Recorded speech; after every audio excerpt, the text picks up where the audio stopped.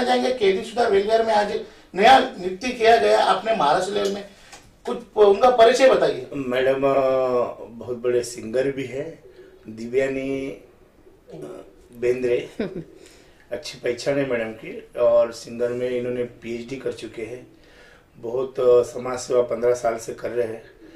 और अभी हमने इनको बड़ी जिम्मेदारी दी हुई है कि प्रदेश लेवल पे पूरे काम करेंगे। महाराष्ट्र इनको दिया हुआ है, जितने जेलों में जो भी तकलीफें है, किसी जो भी इनके पास आते हैं तो उनका सॉल्यूशन इनके पास निकलेगा, और हमारा पूरा इनका सपोर्ट रहेगा इनके साथ। धन्यवाद। My name is Devyani Bendre. I'm a doctor. I did a PhD in music. मैं खास आपके लिए सबके लिए कहना चाहूँगी कि मैं डॉक्टर हूँ, लेकिन मैं म्यूज़िक में हूँ और शान से कहती हूँ मैं डॉक्टर दिव्यानी बेंद्रे। मैम क्या कुछ कहना चाहेंगे, आज काफी समय के बाद एक कैदी सुधार वेलफेयर में एक बड़े पोस्टिंग पे आपकी पोस्टिंग हो रही है, जो कि महाराष्ट्र लेवल में महाराष्ट्र प्रेसिडेंट है, तो मैम कितनी खुशी है कि आप कैदी सुधार वेलफेयर में जो प्रवेश किया आपने। कैदी सुधार वेलफेयर फाउंडेशन, इसमें आज मुझे बहुत बड़ी जिम्मेदारी दी है, महाराष्ट्र पद पे अध्यक्षा बना दिया है। लेकिन ये जब अध्यक्ष का पद संभालते हुए मैं बहुत गहराई से साथ सोच से जुड़ी हूँ कि मैं अगर कुछ बदलाव लाना चाहती हूँ समाज में इस फाउंडेशन को लेके, तो मुझे खुद की सोच बदलनी पड़ेगी। और खुद की सोच बदलने के लिए ये कहना ज़रूरत है कि खुद अपने जो विचार होते हैं वो अपने को खुद को बदलने चाहिए, क्योंकि बदलने के बाद आप समाज के विचार बदल सकते हो। और इसीलिए अशोक राव जी ने मुझे ये जो जिम्मेदारी दी है, ये फाउंडेशन के मेन संस्थापक है, उन्होंने जब जिम्मेदारी दी ली तो मैं 2 दिन सोची कि मैं ये जिम्मेदारी निभाने के लायक हूँ या नहीं, क्योंकि समाज कारण करते करते काफ़ी लोगों से जुड़ते हुए समाज में होने वाले गुनहगारी की जो तादाद है वो बढ़ती जाती हुई दिखती है। औरतों के लिए ज़रिया लोगों का जो है वो काफ़ी बदलावा हुआ दिखता है। तो ये सब सोच बदलने के लिए मुझे आगे आना पड़ा, और मुझे अशोक राव जी संस्थापक जी ने जो ये जिम्मेदारी दी है वो निभाने के लिए मैं सक्षम हूँ कि नहीं, मैं 2 दिन सोची और फिर मैंने ये जिम्मेदारी निभाने की जिम्मेदारी ली है। और ये जिम्मेदारी लेते हुए मैं अशोक राव जी का सच में दिल से तहे दिल से धन्यवाद करना चाहती हूँ कि उन्होंने इतना विश्वास मेरे ऊपर जताया। मैम अगर बात करें तो आपने जिस तरह से बताया कि 2 दिन आपने सोचने को समय लिया, तो 2 दिन में आपने ऐसा क्या सोचा कि मतलब कैदियों को सुधारना किस तरह चाहिए, या जो एसिड विक्टिम हो रहे हैं उनको सुधारना कैसे चाहिए, या जो रेप के केस हो रहे हैं उसको सुधारना कैसे चाहिए, अदर जो पुलिस से परेशान रहे उसको सुधारना कैसे चाहिए, क्या सोचा आपने ये 2 दिन में? देखिए, हर इंसान जब जन्म लेता है वो इविल इंटेंशन से नहीं आता है। कुछ अच्छी सोच के वाले लोग भी होते, वैसे ही बुरे इंटेंशन जो लेके आते हैं जन्म के बाद, उनके साथ कुछ ना कुछ घटनाएं होती है। आदमी पैदाइशी गुनहगार नहीं होता है, लेकिन सिचुएशन जैसे होती जाती है वैसे वो बदलते जाता है। ये सिचुएशन में जो 2 मिनट का फासला होता है उसमें आदमी क्या से क्या कर जाता है, वो 2 मिनट सुधारने के लिए हम लोगों के पास होते हैं कि नहीं, ये 2 मिनट में आप अपनी मन की शांति मत खोने देना, आप अपना आपा मत खोने देना, क्योंकि 2 मिनट जो जिंदगियाँ गुनहगार करने वाले की भी बदल देता है और गुनहगार का विक्टिम होने वाले की भी बदल देता है। तो ये 2 मिनट जो होते हैं वो 2 मिनट में हर एक की ज़िंदगी से चुराना चाहती हूँ और उसमें अच्छाई भरना चाहती हूँ। ये सिर्फ 2 मिनट के लिए रेप केस हो, पुलिस से जो बेजार हुए हो, सिर्फ 2 मिनट, और ये 2 मिनट का फासला चेंज करने के लिए मुझे आज 15 साल हो गए, मेरे पीछे 2000 कम से कम महिलाएं जुड़ी हुई है। इस कार्यकारिणी का भार निभाते हुए मेरे को एकदम आगे आने की अभी ज़रूरत पड़ रही, क्योंकि रेप केस बढ़ रहे, क्या है, औरतों के ऊपर जुल्म होते हुए दिख रहे हैं।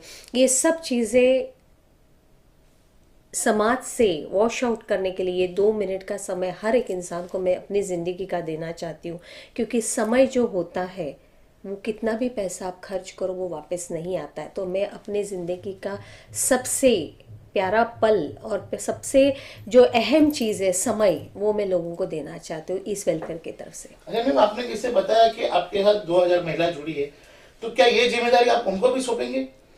देखिए, जिम्मेदारी सौंपना और जिम्मेदारी निभाना दोनों चीज़ें अलग है।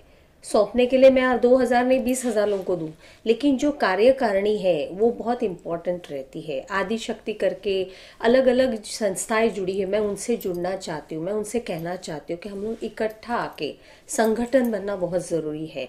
ये ऐसी वेलफेयर है, ऐसी काफ़ी तादाद में वेलफेयर्स होंगे। फाउंडेशन कैदी सुधार गुरु के जैसे अशोक राव जी ने पहल की है, वैसे काफ़ी लोग होंगे। हम सबको एक होना पड़ेगा, हम सबको एकजुट होके ये चीज़ों में से रास्ता निकालने के लिए, खास करके महिलाओं के लिए मैं पहले नंबर पे रात को कितने बजे भी मैं पूरी गारंटी के साथ कहती हूँ, मुझे 24 घंटे 24/7 I am available for women's.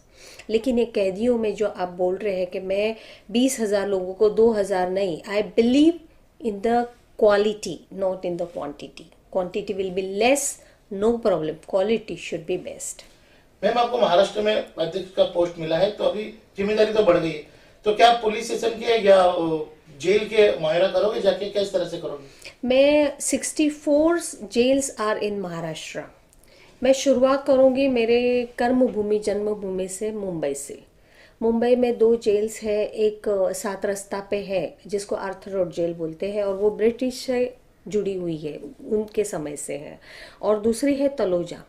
Taloja में सबसे बड़े ज़्यादा क्रिमिनल जो बड़े लेवल के हैं वो तलोजा के हैं, वो नवी मुंबई में स्थित है। 77 एकर्स की वो जगह है, उसमें स्थित है।